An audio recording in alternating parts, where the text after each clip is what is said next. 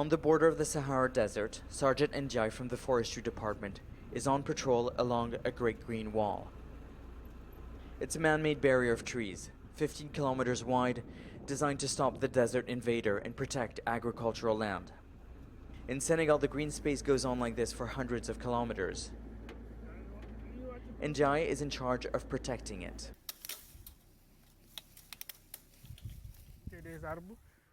We're trying to bring this place back to life. It needs to be protected from people seeking to get food, wood, or that might destroy this place with their animals. And this is who he fears: nomadic herders. They come from across the Sahel region, hungry, sometimes armed, looking for food and water for their animals.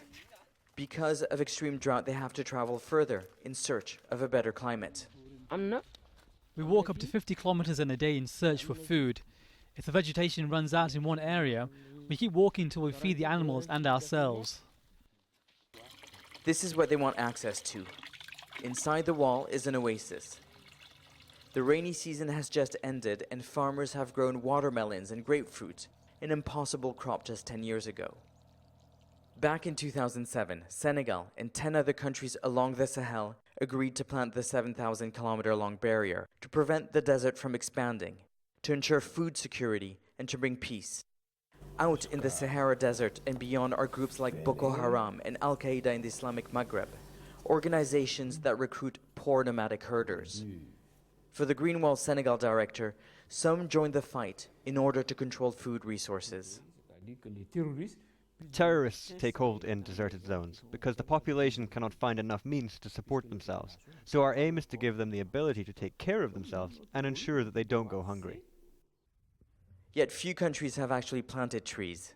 Some scientists say the project will not stop the effect of climate change and is a waste of resources. Nigeria abandoned the project altogether. Still, Senegal continues to plant 5,000 hectares every year.